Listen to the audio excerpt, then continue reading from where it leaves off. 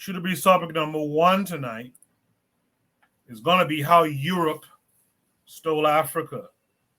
So I'm going to play this video. It's like almost a 30-minute video, but I'm going to play 10 minutes of it. Hopefully by that time, more people will have joined the panel. If not, it'll just be me. That's fine too.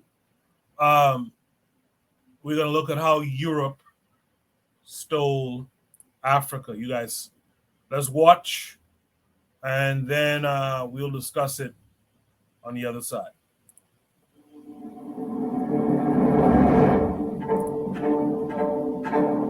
We need to look at something astounding that happened over the course of like 100 years. This is the final chapter, and what I think is the most mind-boggling chapter in the story of how Europe took over the world. The reason why it's so mind-boggling is because this is the part of the story where the map goes from looking like this in 1800, with Europe controlling like 35% of the world's land, to looking like this by 1914.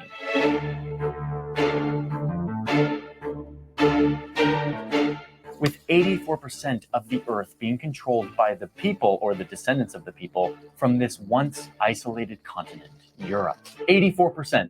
How on earth did this happen? A huge part of this next chapter has to do with this continent, the second largest continent on earth, and the part of the world that the Europeans hadn't really carved up yet. So this is where the whole story comes together. It shows us how technology and different ways of thinking helped these people take over the world, and in the process, shaped the world we live in today. The way that we trade, where we get our stuff, the language I'm using to speak to you right now, and most of you understand it, even though you don't live anywhere near the place where it was invented. I'm telling you, this isn't far away history anymore. This is the world we currently live in. So let me show you the third and final chapter of how Europe stole the world.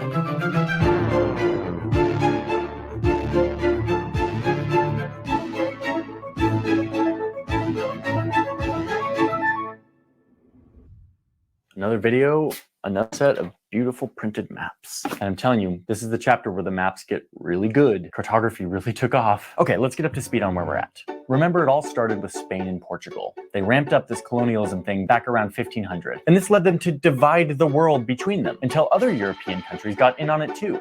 Then the real competition started. The Dutch created the modern corporation, which allowed them to speed all of this up. The world quickly turned into a giant marketplace, run by Europeans with boats and guns and incentives to bring profits to the shareholders back home.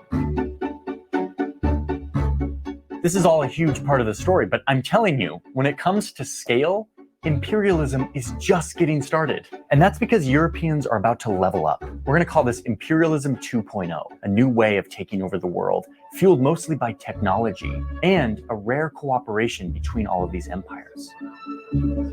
One British Prime Minister described this Imperialism 2.0 as, quote, the vulgar and bastard imperialism of irritation and aggression, of grabbing everything, even if we had no use for it.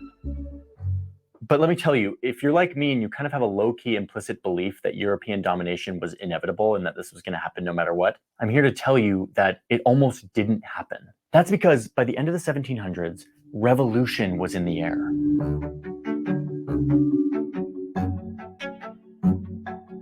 Empires were losing their colonies, starting with a group of Europeans who were done having a king and declaring independence for themselves in the late 1700s. Soon you had a bunch of Spanish colonies declaring independence. And then over here in Haiti, you had enslaved people who were organizing and rebelling against their French masters, throwing them out and starting their own country. These empires weren't only losing their colonies. Back in Europe, one ruler even lost his head in all of this. The empires were losing their grip, and soon they were fighting with one another like never before. It was chaos, and it totally freaked these European rulers out. Are they losing their empire? Are they going to lose their reins on power? Is the era of abundance and domination coming to an end? No, we can't let this happen. So they start doing something that was kind of unheard of. Instead of fighting and competing with each other, like they've always done, the European powers start talking to each other. Their empires were in jeopardy and they needed to collaborate, find ways to share power both at home in Europe, but also on the world stage. Soon, this new culture of diplomacy and collaboration would turn to focus on the one continent that none of these European powers had carved up yet, the new imperial frontier. Certainly full of resources, but not yet conquered.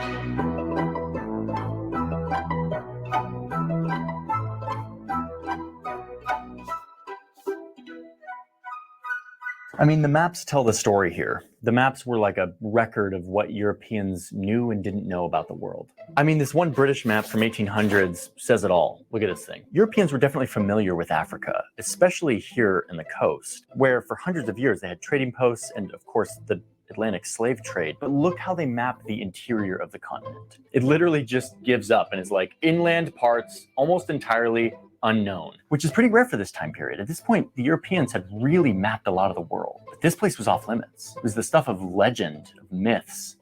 The caption here on the map says that this interior part of Africa may be considered as absolutely unknown or completely unexplored. All we know, says the map, is that its immense and arid sands are intersected with complete collections of the most ferocious beasts and most uncivilized men. That's all they know.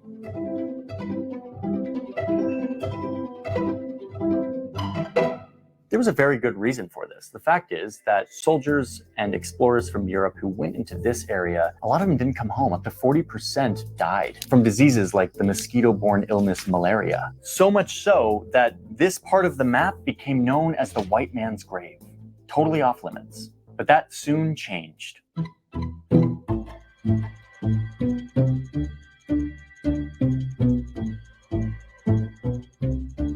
Two giant things happen that change everything, completely redirect what Europeans can do with their mounting power.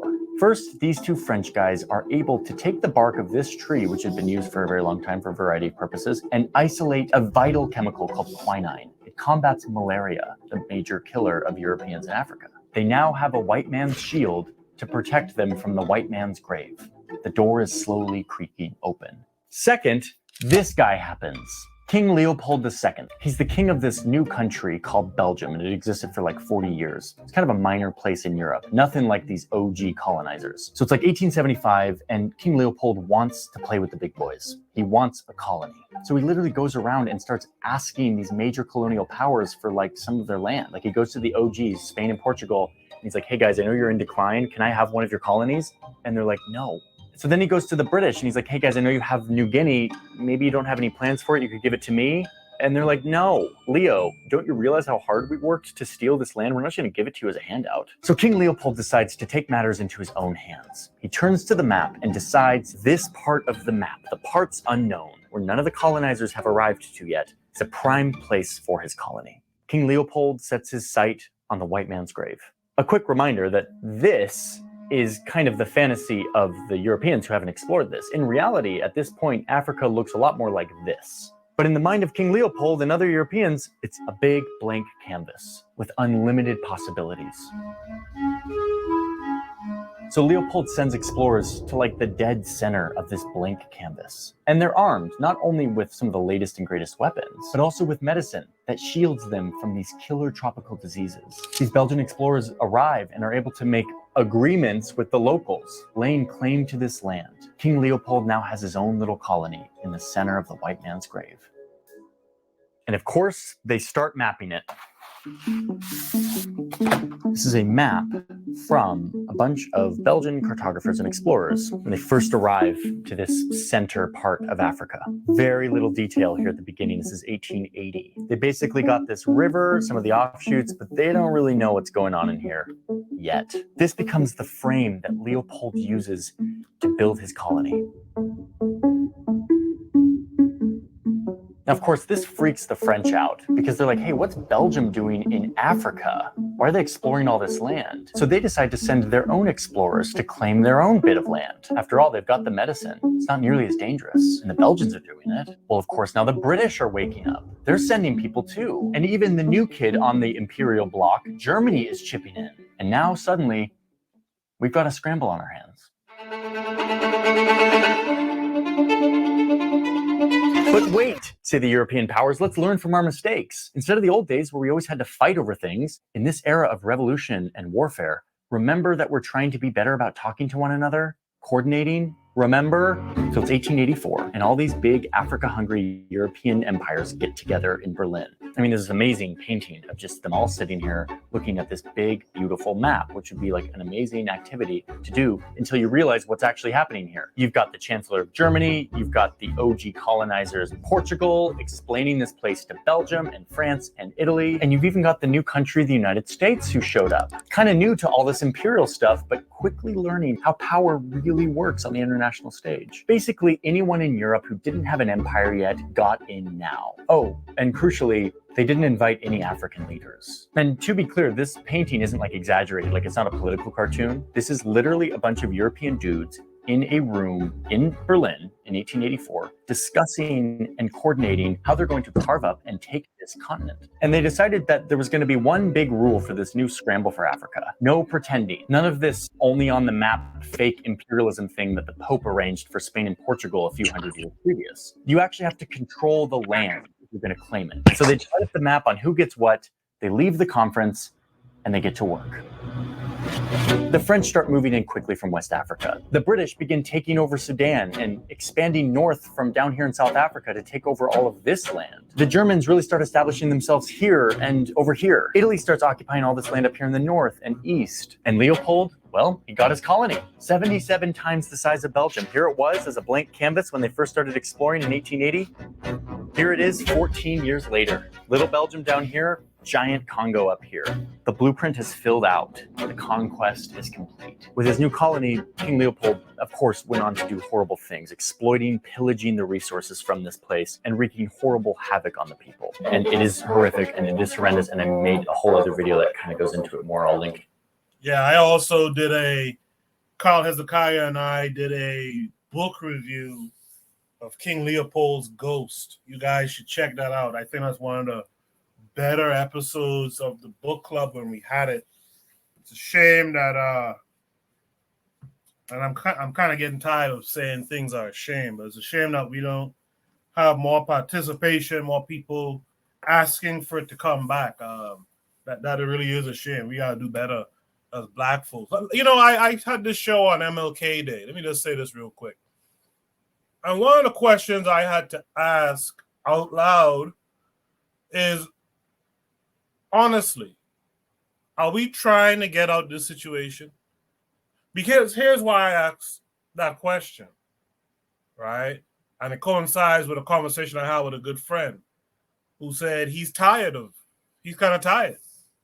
He's kind of tired of this work being put in, but like our folks aren't really responding. And he feels like he's wasting his life. And that's why I want folks, listen, if y'all ain't serious about this stuff, man, just say it. So we ain't gotta waste our time. We ain't gotta waste our lives. We could go back to being rugged individuals and trying to make it out the gutter ourselves and find a cozy little spot. But it's time for the masses of Black people, the mass of Black people to speak up now. It's time for y'all to be honest.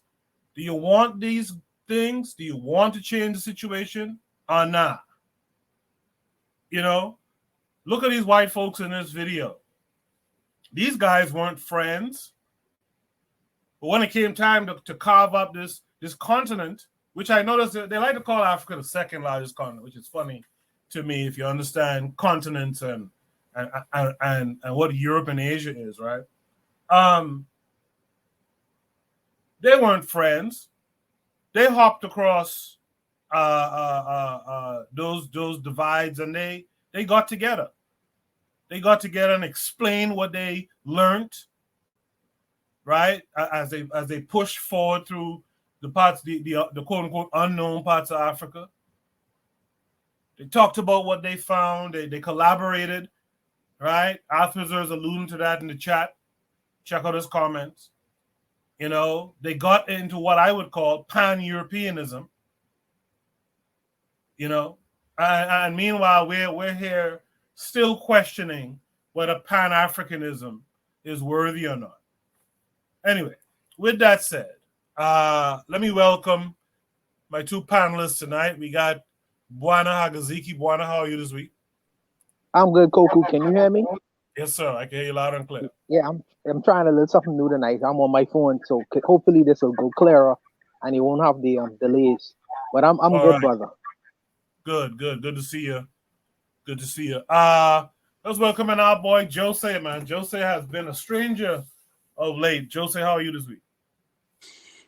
I'm I'm strange. I'm strange this week. Right. How are you doing? I'm good. I'm good. I'm hanging in there. I appreciate you hopping on with us tonight. Marcus McGee says, I would like for the book club back. Those were the first episodes I came across. Thank you for that.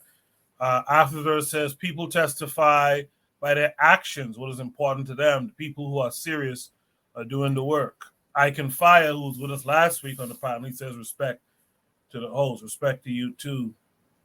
I Can Fire. All right. We saw 10 minutes of video. One thing I kind of hate is when I have to cut those longer videos short, because you kind of will lose the point, like the weight of the whole message when you cut it short. But if you guys want to, this video is called "How Europe Stole Africa," in parentheses, so quickly. Johnny Harris is the YouTube channel, so you guys can check it out.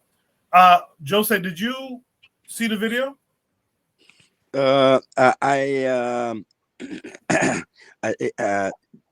It was 18 past 2 here, so maybe I missed a lot. But I saw maybe 1 or 2 minutes, and I immediately jumped in. And why? To say this. Looking back, you know what it is with liars. They are satisfied with confusion. So I'm looking at this, and I have I can't call it information. It's all data, right? When the liars win, you only got data left. Right. There's no information, because it could be this, it could be that, it could have gone this way, it could have gone that way. And what I know, what I thought, or what I think I know about the scramble of Africa is that that Portugal initiated it. It was an idea of Portugal governors or kings or whatever. I believe back then Portugal was still a kingdom. But and then an American tells the story, and it's this version. An Englishman tells the story, and it's that version. And yeah. What I wanted to say is, what if we use that as as a as a starting point, right? So everything is a lie. The truth slash reality is the here and now, and in the here and now, we are still the most creative. We are still the most inventive. We are still the strongest. We are still the survivors. Without history, we are also the greatest. Why we don't, all we have is us. Is also in this, from this angle, all we have is us. Is the reality. We are the reality, not here and now. It's real. Everybody is afraid of us. We are the only ones really fighting against the world's evil. Everybody has succumbed to world capitalism, except the African. He is still with a stick and stone, building skyscrapers. You understand where I'm going to, where I'm Yes. going with this? Yeah. Because he was telling a version, and I'm like, oh God, and another completely new version to me. Maybe somebody else was watching, and oh yeah, that's how it went, because they learned it that way. But I just wanted to share this idea again, that we can let everything drop, and still we are number one. Thank you for that, Jose. Mr. Untouchable, Bwana Hagaziki, what say you? Yes, sir. So in this video, there's a few things that stand out to me. A few things. The fact that the Europeans they organized, they cooperated with one another, which is important, and the fact that they shared technology, being the gun, which was very important in conquering over Africa. They shared medicine, medicine, the quinine, which was very important as well. And they also shared information. Information was important to the domination and conquering in Africa. And I think that with that, with those three weapons, they went into Africa. But I'm asking, for me, I used to play sports, and they used to say the best defense is a good offense. So I'm asking, where is the Senegalese conference? If they had the Berlin conference, where is the Ghana conference? You know what I mean? It's like these guys sat there, our ancestors sat there into their separate nations and states. I didn't think, man, these guys are trying to run a Boston on us. We need to organize like they are. We need I to have a organize big like problem they with are. that one. Big problem. Yeah. Okay, come back to it. Come back to it. No, no, I no, So I, no, no, no, I want no, to add no. something. I I'm want to. saying, I'm saying, I don't have a problem with what you're saying. I have a problem yes, that our ancestors just kind of yes, sat there while these dudes was meeting up, man. But go ahead. yeah, yeah. So this is the reason why I see, and the brothers don't fight me on it, which is fine. They have the right to.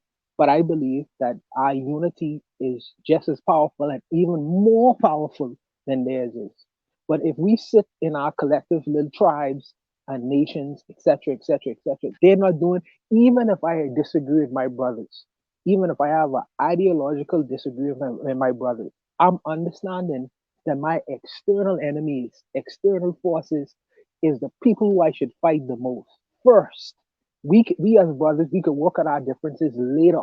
There's a more pressing issue that we have to face, and I feel like our ancestors on the continent didn't realize that until it was too late. In fact, they still rifling with the fact that, oh, I'm Igbo, I'm this, I'm that, and them and the outside forces. Now it used to be Europe. Now the Chinese coming in with the same unification because they were separate entities in China, but they coming into Africa as a unified force. When are we gonna get the picture and stop playing with this whole idea? Of, oh well, we can't be Pan Africa. We can't really get together. This is. I understand Jose saying that this is their version of history, but this is the history that was written and I could like quantify. And I don't. I know Africans have written their own history as well, but this is quantifiable history to what they did. It's interesting how the criminals tell tell about that, how they so honest about committing their acts of crime all over the world. That's interesting. But I say use it, use that information because they showing you what they did. So I feel like we should get on the defense and do practice the same kind of politics. I would the only person who I know in history, the black man in history, who had the balls to go into a European society or state is Hannibal. That's the last man, black man, whoever attempt to do that. We don't think like that. You know what I mean? Dominic me going into European countries. Needless to say, I'll leave that. I'm just saying that it's important for us to have a collective idea of the world because our external enemies are doing it. So and so should we practice the same thing as a defense and in some instances as an offense. But that's a big balls argument. That's a whole lot of argument. But this is what I saw in this particular video. Jose, you could rock. Yes, yes, I want to rock. We make the mistake to call to call the Berlin Conference unification because we forget what happened right next. Right next, what happened was World War I, and World War I was over Africa because if I'm here's this bag full of money, right? And here is Azuki, and here is Jose, right? And we both want this with this sack of money, this bag of money, right? So we're going to fight over it, and the one who loses goes home with nothing. So what happened? They fought, and German quote unquote, and that's again my point about how history is being told. Quote unquote, Germany got punished by losing their colonies. No, they fought over it. It was not. It was bound to fail. The Berlin, excuse me, the Berlin Conference was bound to fail and end up in a war. Why? Because that's how competition in industrialization works, right? So it was no unification. It was greed, and greed led to the First World War. I want to lead the industrialization of this world. I want to and it's not even nation. If we dig in deeper, it's corporations and the old money. But anyways, let's keep on faking it as if it's countries that are leading colonization. Germany was like, no, I want to lead the industrialization, the industrialized future. France was like, no, I wanna. And England was like, no, I wanna. And the Netherlands, because Belgium and the Netherlands, that's one country. I mean, Belgium wasn't even two digits old at the Berlin Conference. I'm exaggerating, but you know what I'm saying. So eventually it led to world wars, right? So let's stop saying that they work together and united and etc etc. Same as the new quote unquote colonizer slash partner, China, right? They are there's no competition because everybody has one foot of the government up their ass, right? No, it's of course it's competition among these Chinese companies in Africa. They're competing for with a brown tongue. They lick the ass of the Communist Party or the government or the 5-year plan administrators, and and there's competition. They're not united. They're competing with each other in Africa. Let's be real. Now in 2023, we are past the first and the second World War, and before that was the Berlin Conference. So how are they united? They are not united. The whole thing is mentality. So we can beat techno. We can. Uh, um, Adapt technology, but then we still need the mentality to see uh, uh, uh, uh, uh, other humans as a threat to our existence, and we don't. We don't, and it's not going to happen. I'm But afraid. but Jose, So Jose, okay, go ahead. but Jose, you could very easily say that they do both things. They fight amongst each other, but they also get together. They might fight for who goes first, sure, but they join together. They'll join together for a common cause, and then they'll fight about who gets to lead. I think it's both. I actually think it's both. In Ukraine, in the past 10 months, the past 10 to 11 months, we have seen how not united the Europeans are. Germany I doesn't don't want think to deliver tanks. Poland has its own agenda. Slovakia is dealing with Russia. Everybody does what he wants, and what his pocket demands. so. I what I would say is this: yes, European powers compete with one another, but yes, they also get together as well because there wouldn't be a European Union. And when England said that Yeah, yeah, we're gonna but yeah, wait. I live let in me the finish. European Union. Let me I, finish, bro. I Let me see the bullshit. Guys. I see the Southern European countries cheat. I see the Northern European countries. The population get angry for all the money that goes to the Southern European nations. No, there's no European community. So when Brexit, when England or the UK decided to leave out of this whole formulation of European states, they was trying to unify and I think they come under €1 dollar, some nonsense like that. But let me say this. Let me say this. When when um when George Bush decided to go into Iraq, France decided to afterwards. I think France decided to send troops into Iraq, and so did Germany, and so did the UK.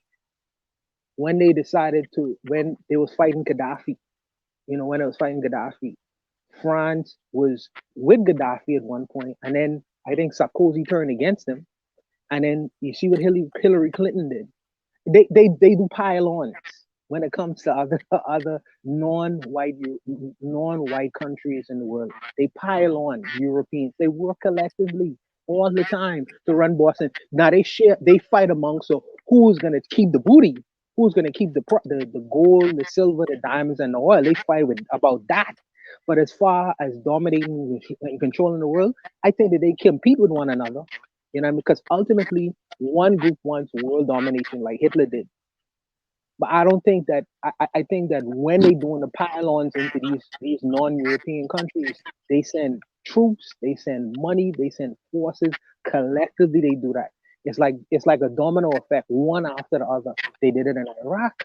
They did it in Gaddafi's Libya. They do it all over the world all the time. So from my standpoint, I feel like that is instructive. That is instructive for the black world because they operate with unity at times, but they do compete with one another. And I feel like that's a feeling that we could get away from. We don't have to go the way agreed like the European countries do. You know what I mean? You say, "Ma, listen, ma, if you eating, I could eat." Maybe that's not how human beings function. You know, maybe that's not our nature. But I think that that's something that we could look at other groups to say, well, they are exposed when they operate under the premises of greed. Because if they don't operate under the premises of greed, you wouldn't have these wars and struggle in the world. You wouldn't have certain things going on.